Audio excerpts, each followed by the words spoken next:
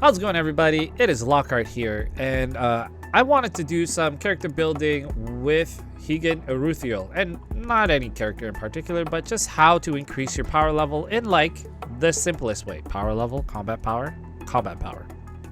Anyway, so I have Caesar here, who I just picked up from the shop, which was kind of awesome, and I wanted to walk over some of the things that you can do to just get more combat power and just to keep an eye out for things, right? Like every character kind of has a stat that they lean into. So if you take a look at Qingwu, she has AP and her AP is like really strong. And then you have someone like Searsley, who is 80 and her 80 is pretty decent. And she's a hoplite character, so actually she has some decent armor and magic resist as well, and HP. But then you have someone like Gildan, who just has crazy amounts of HP, lots of armor, and Caesar is kind of like her counterpart, where she's more magic resistant. And so what can you do to really help your character get stronger, or at least have increased combat power to kind of help you get through the content? Well, the first thing is leveling them up. Now I'm just going to you can level them up and awaken them in order to be able to increase their level cap. So right now you can see that she is 30 of 30. Even if you just simply awaken, she gets a stat boost, right? So there, 32.99. Let's do some level up. If we level up, it always takes a lot of credits, but it is worth it. So that was from 30 to 50. We were looking at, 1600. And the next part is skills. So let's just take a look again for argument's sake. She's at 5076. We can level up each skill one time to get to 3. But since I'm already here with all these materials, I'm just gonna do it 2 times because I'm gonna use her anyway. And if we go back to her details, we got an extra 500. If you can get this, as high as you can,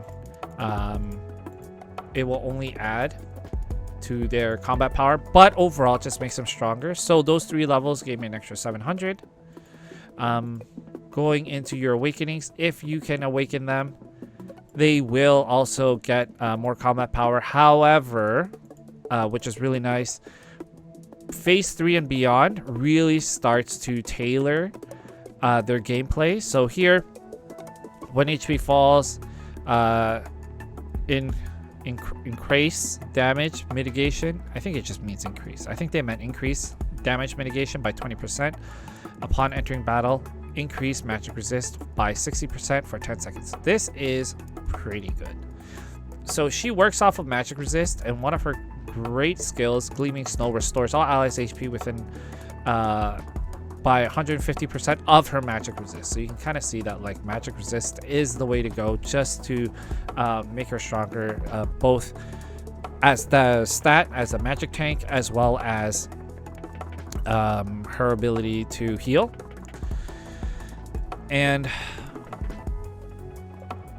going to 5, going to 6, you can see that again, they do different things. So tailor, it's great because you can kind of customize and AI tune your character to do things a specific way, which is awesome. Now you've gone through those things and you still need to get a little bit more. And you at the bottom here, this is kind of like their equipment, but we call them plays. And the play sets are what really help get them stronger. So, if we go back, we can see that she was at 5773. The first one always gives HP. Second one is an attack stat, whether it's AD or AP. And the last one is always armor and magic resist. Right now, I'm going to use...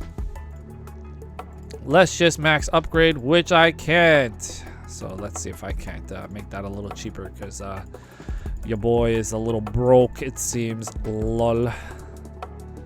Let's just decrease it so that way I can... Bam. Okay, perfect. 46. I got almost an extra 70k HP.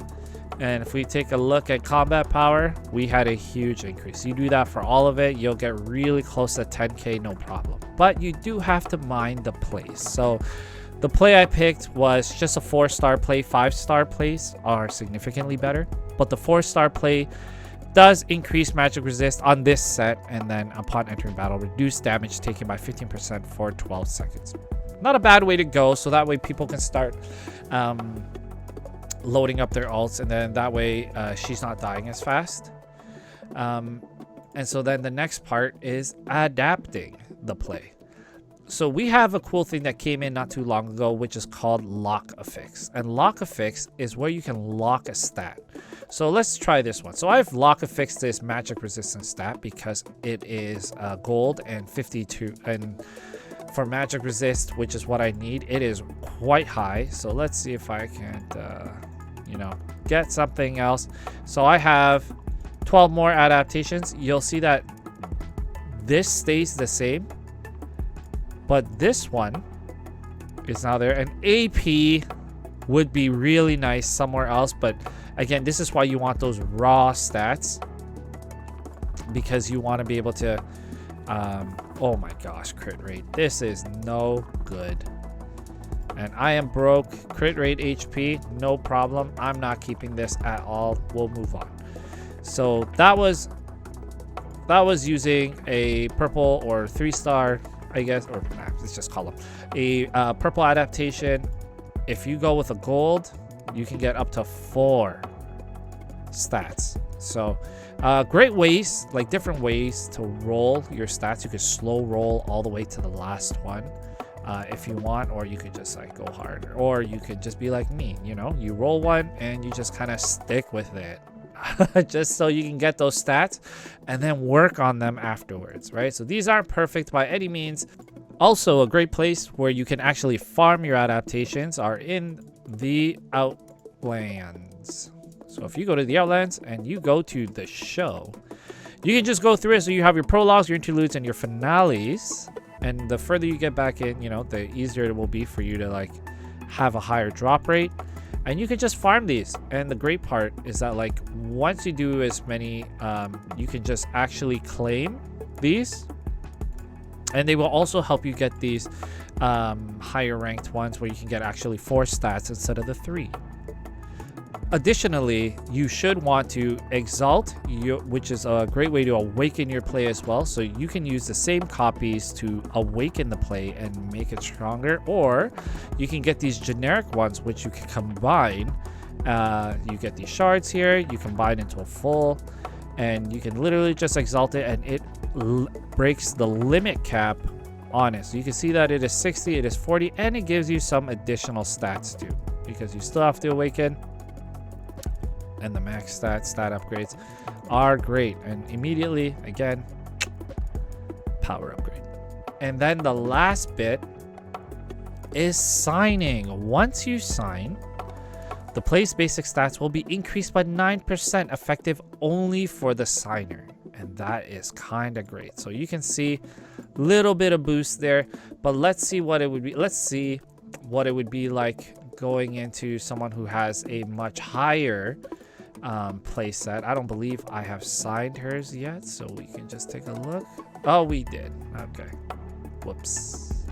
It makes sense. I would have done that with Sursla because I was really pushing her damage. But let's take a look here at Eluya. Okay, super maxed.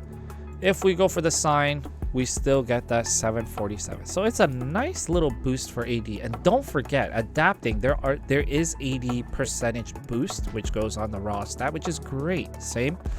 Some nice boosting here, and this is like no joke either. So a great way to, again, get your combat power higher so you can get through a lot of that difficult content. Now going back to Caesar. So, okay, you've gotten her level up. You've gotten those skills up. You're awakening as you go, which you can slowly do, because you can basically just get you can farm these crystals to go through them, and they're just like generic, and you know that's like really awesome, honestly, being able to farm someone's awakening abilities. And you're like, I need just a little bit more, so you can actually go through gift giving and build up intimacy levels, because guess what? You also get stats from this. And these are just raw stats. So this is a great way to be able to level up your character. I mean, chat him up, right? Because like you get 3 free a day, which is you pick the right one, you get 800. You pick a whatever, you get 60, which is fine. You go through their story, and it's like actually kind of nice too, which is like a cheesy little thing, but you can see that there is a little bit of a stat boost there, right? So that is how you can build your characters and be able to build up their stats and be able to make them stronger. If you've watched until this point, please like and subscribe. It'd be greatly appreciated. I am your official content creator here for Higan Eruthyll, so any little bit helps, and being able to get the word out there so people can see how awesome our game is, and so they can join in and just play a little bit. But that is the basics of it. Yeah, if you have any questions, shoot down a comment. And if I get to 100k views total, or 1k subs, I am going to do a giveaway for some Gunpla. Not mine, but one for somebody to build and kind of take part in and enjoy my little hobby. All right, see you guys.